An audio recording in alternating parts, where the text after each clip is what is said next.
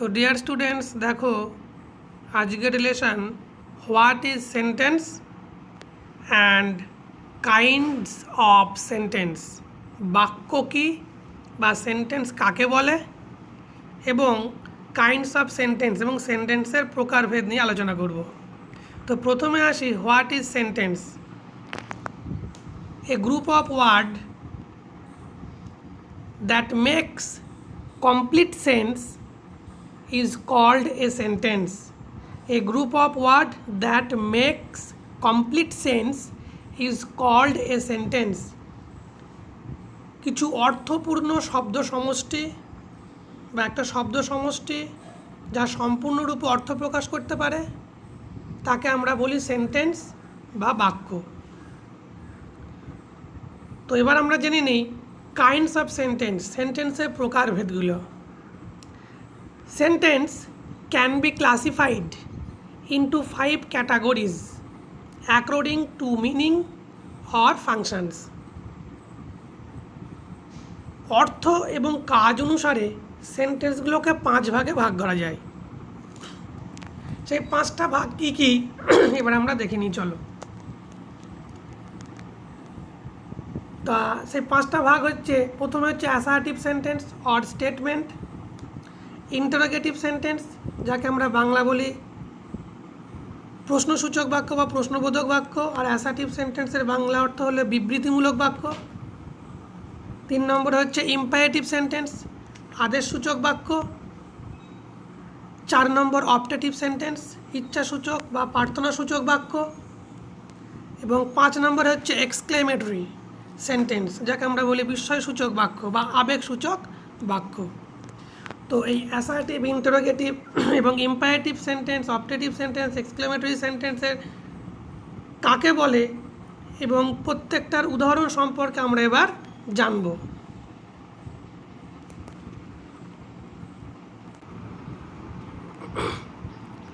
তো দেখো আজকে আমরা শিখব what is sentence and kind of sentence. Sentence কাকে বলে আর সেন্টেন্সের প্রকারভেদ।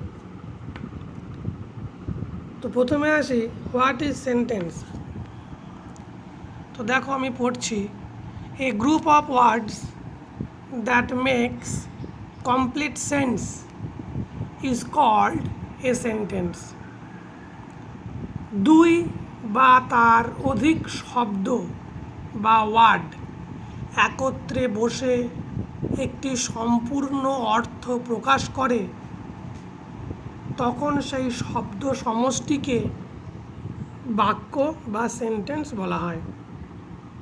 তাহলে 2 বা তার অধিক শব্দ যখন পাশাপাশি বসে একটা সম্পূর্ণ অর্থ প্রকাশ করে তখন সেই শব্দ সমষ্টিকে কী বলা হয়?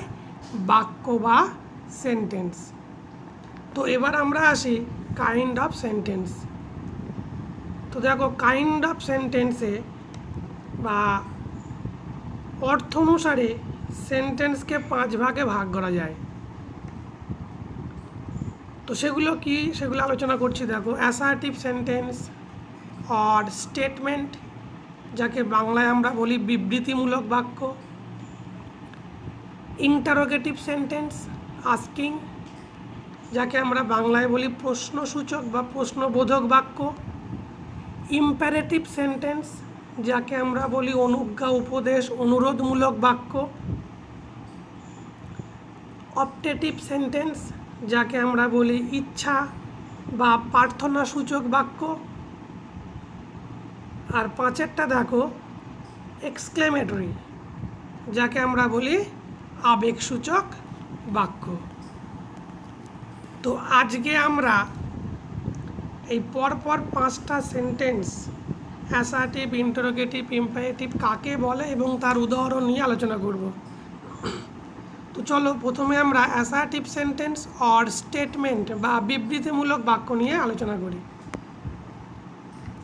তো দেখো অ্যাসার্টিভ সেন্টেন্স কাকে বলে। What is an assertive sentence.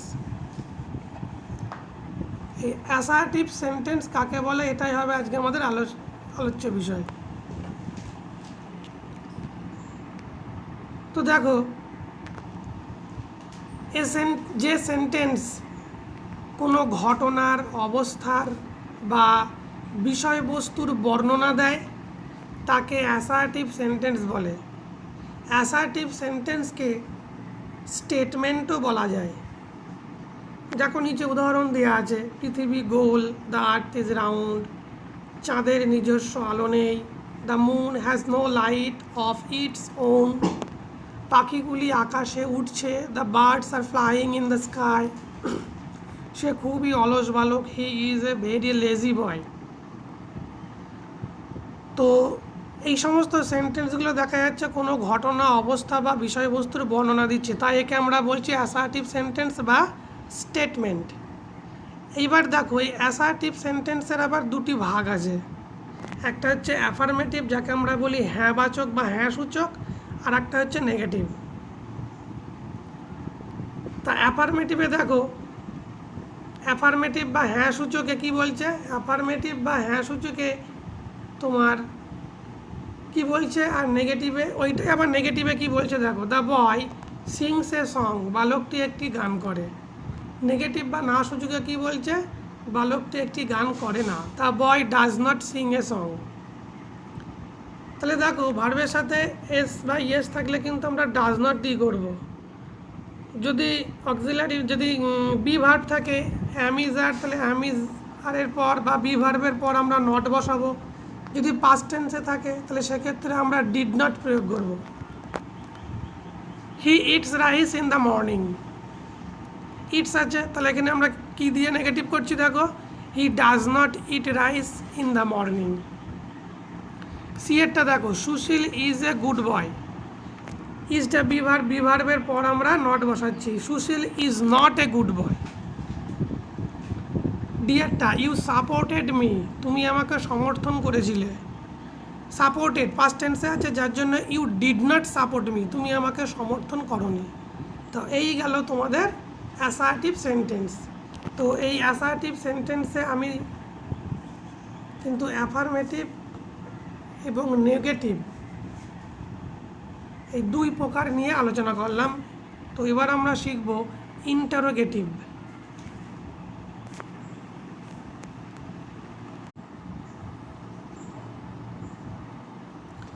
তো এখানে দেখো অ্যাসার্টিভ সেন্টেন্সগুলোকে কীভাবে আমরা নেগেটিভ করব তার কিছু রুলস আমি দিয়েছি।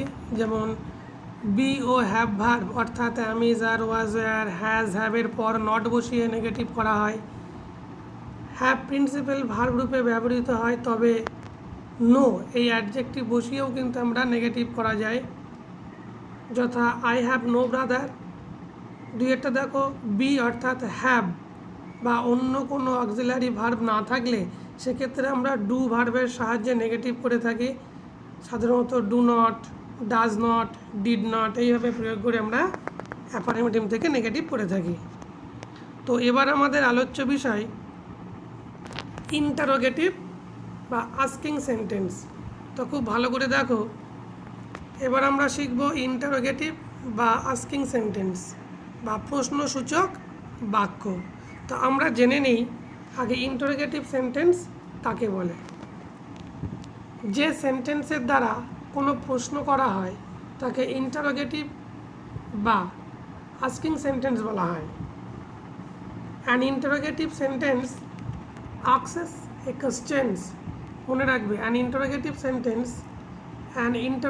সেন্টেন্স asks a questions, একটা প্রশ্নবোধক বাক্য কিন্তু সবসময় প্রশ্ন জিজ্ঞাসা করা হয় এবং এই সেন্টেন্সে সাবজেক্টের আগে ভার্ব বসে এবং সর্বশেষে ইন্টারোগেশন মার্ক বা যাকে আমরা বলি কোশ্চেন মার্ক বা জিজ্ঞাসা সূচক চিহ্ন কিন্তু সেন্টেন্সের শেষে বসবে।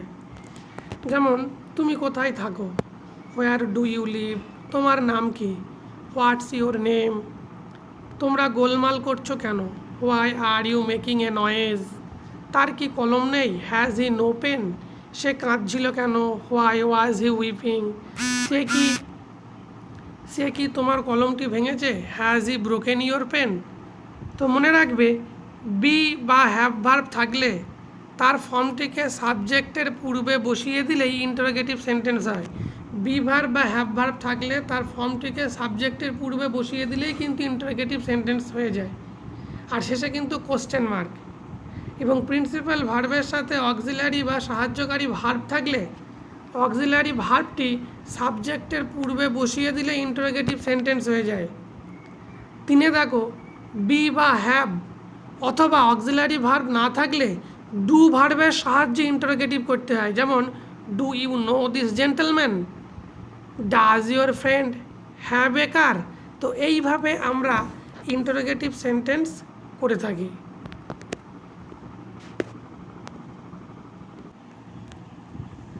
তো এবার আমরা শিখব ইম্পারেটিভ সেন্টেন্স। আদেশ, অনুরোধ, উপদেশ, অনুজ্ঞা প্রকাশক বাক্যকে ইম্পারেটিভ সেন্টেন্স বলে।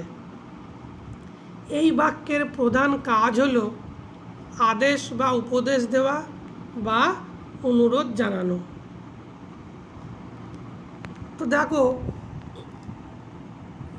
an imperative sentence expresses a command অথবা অর্ডার, রিকোয়েস্ট অ্যান্ড অ্যাডভাইস। তাহলে একটা ইম্পারেটিভ সেন্টেন্সের দ্বারা আমরা অর্ডার, রিকোয়েস্ট এবং অ্যাডভাইস কিনা সেটা বুঝতে পারি। যেমন উদাহরণস্বরূপ বলছে, দেখো, দরজা বন্ধ করো, শাট দ্য ডোর। যেমন আরও উদাহরণ আছে, দেখো, ক্লাস থেকে বের হয়ে যাও, get out of the class. আমাকে যেতে দাও, লেট মি গো। তাকে করতে দাও, লেট হিম ডু। অনুগ্রহ করে ভিতরে আসুন, রিকোয়েস্টিং বোঝাচ্ছে, তাই না? Please come in. মন দিয়ে পড়ো, রিড অ্যাটেন্টিভলি।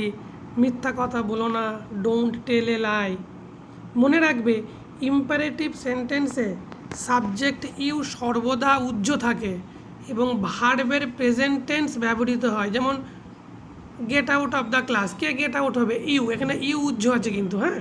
রিড অ্যাটেন্টিভলি, মন দিয়ে পড়ো, কাদের বলা হচ্ছে? ইউ রিড অ্যাটেন্টিভলি, তোমরা মন দিয়ে পড়ো। তাহলে এখানে ইউ কিন্তু সাবজেক্ট উজ্জ্ব থাকে। আদেশ, অনুরোধ বোঝালে ফার্স্ট থার্ড পারসনে লেট ভার্বটি ব্যবহার করতে হয়। 3 নম্বরে দেখো, ডু ভার্বের সাহায্যেও নট করে, মানে নেগেটিভ করে আমরা ইম্পারেটিভ সেন্টেন্সে নেগেটিভ করে থাকি। ডু ভার্বের সাহায্য নিয়ে আমরা নট যোগ করে ইম্পারেটিভ সেন্টেন্স করে থাকি। যেমন do not tell a lie, don't go there. হ্যাঁ, এরকমভাবে কিন্তু আমরা ডু ভার্বের পরে নট বসিয়ে ইম্পারেটিভ নেগেটিভ করে থাকি। তো এবার আমরা শিখব অপটেটিভ সেন্টেন্স। 4 নম্বরে আসছে অপটেটিভ সেন্টেন্স, যার বাংলা অর্থ হলো ইচ্ছা বা প্রার্থনাসূচক বাক্য। যে বাক্যের দ্বারা ইচ্ছা, আকাঙ্ক্ষা, প্রার্থনা ইত্যাদি প্রকাশ করে তাকে অপটেটিভ সেন্টেন্স বলে। অপটেটিভ সেন্টেন্সে অধিকাংশ সময় সাবজেক্টের আগে মে ভার্ব দিতে হয়। সাবজেক্টের আগে দিতে হয় কিন্তু মে ভার্ব। যেমন, তুমি সুখী হও, মে ইউ বি হ্যাপি। ঈশ্বর তোমার মঙ্গল করুক, মে গড ব্লেস ইউ। তুমি দীর্ঘজীবী হও, মে ইউ লিভ লং। অধিকাংশ ক্ষেত্রে মে দিয়ে অপটেটিভ সেন্টেন্স শুরু হয়। মে ছাড়াও অপটেটিভ সেন্টেন্স হতে পারে। তো সেগুলো কীরকমভাবে হয় দেখে নিই। ঈশ্বর আমাকে রক্ষা করুন, গড সেভ মি। ভাগ্য আমার প্রতি প্রসন্ন হউন, ফরচুন স্মাইল অন মি। ঠিক এইরকমভাবে আমরা অপটেটিভ সেন্টেন্সগুলো করে থাকি। তো এবার আমরা আসছি শেষ বা 5 নম্বরে যে সেন্টেন্সটি আছে তার নাম হচ্ছে এক্সক্লেমেটরি, যাকে আমরা বাংলায় বলি আবেগসূচক। তো এখানে দেখো, যে বাক্যের দ্বারা মনের আবেগ, দুঃখ, আনন্দ, হর্ষ প্রকাশ করে তাকে এক্সক্লেমেটরি সেন্টেন্স বলে। অর্থাৎ ইংরেজিতে বললে কি বলবো? In English, an exclamatory sentence expresses some strong feelings. যেমন কি এখানে হাউ আর হোয়াটকে আমরা ব্যবহার করে থাকি, হ্যাঁ, কিছু এক্সক্লেমেশন ওয়ার্ড আছে যেগুলোকে আমরা ব্যবহার করে থাকি, যেমন কি সুন্দর পাখি, হোয়াট এ বিউটিফুল বার্ড। এবং এই সেন্টেন্সের শেষে কিন্তু এক্সক্লেমেশন মার্ক বা বিস্ময়সূচক চিহ্ন কিন্তু অবশ্যই দিতে হবে। হাই, আমার সর্বনাশ হয়েছে, অ্যালাস, আই অ্যাম আনডান। কি আনন্দ, আমরা খেলায় জিতে গেছি, হুররে, এক্সক্লেমেশন মার্ক। লক্ষ্য করো, we have won the game, কি মজা, হোয়াট এ ফান। ছি ছি, তুমি শেষে কি করলে, ফি, ফি বলতে ছি ছি। You did this at last, তুমি এটা কি করলে শেষে। তো দেখো, আমরা যেমন আনন্দ বোঝাচ্ছি, যখন আনন্দ বোঝাচ্ছে তখন হুররে, যখন দুঃখজনক কোনো কিছু বোঝাচ্ছে তখন অ্যালাস, হ্যাঁ, যখন ছি, ঘৃণা, এরকম জাতীয় কোনো কিছু বোঝাচ্ছে সেন্টেন্সে তখন আমরা ফি। তো এই সমস্ত এক্সক্লেমেশন ওয়ার্ডের শেষে কিন্তু আমরা এক্সক্লেমেশন মার্ককে ব্যবহার করছি। তাহলে ইন্টারোগেটিভে যেমন আমরা কোশ্চেন মার্ক ব্যবহার করছি, কোশ্চেন মার্ক দেখলে বুঝতে পারবো এটা ইন্টারোগেটিভ সেন্টেন্স। ঠিক এক্সক্লেমেশন সেন্টেন্স, এক্সক্লেমেটরি সেন্টেন্সেও কিন্তু এক্সক্লেমেশন মার্ক থাকবে, এবং এই এক্সক্লেমেশন মার্ক থেকেই কিন্তু আমরা বুঝে নেব যেটা এক্সক্লেমেটরি সেন্টেন্স। তো প্রিয় ছাত্রছাত্রী, আমি আশা করছি তোমরা সেন্টেন্স এবং সেন্টেন্সের প্রকারভেদটা বুঝতে পেরেছ। তো এরপর আমি তোমাদের আইডেন্টিফাই অফ সেন্টেন্সেস করতে দেবো, মানে বিভিন্ন রকমের সেন্টেন্সের উদাহরণ দিয়ে দেবো, তোমরা আইডেন্টিফাই করবে। মানে কীভাবে আইডেন্টিফাই করবে, ধরো আমি দিয়ে দিলাম what a beautiful bird, my I have a pen, এইরকমভাবে সেন্টেন্স দিয়ে দেবো। কোনটা কী ধরনের সেন্টেন্স তোমরা পাশে লিখবে, যেটা অ্যাসার্টিভ হবে পাশে অ্যাসার্টিভ, যেটা ইম্পারেটিভ হবে সেটা ইম্পারেটিভ, যেটা এক্সক্লেমেটরি হবে সেটা এক্সক্লেমেটরি, যেটা অপটেটিভ হবে সেটা অপটেটিভ। ঠিক এরকমভাবে তোমরা সেন্টেন্সগুলোকে চিহ্নিত করবে।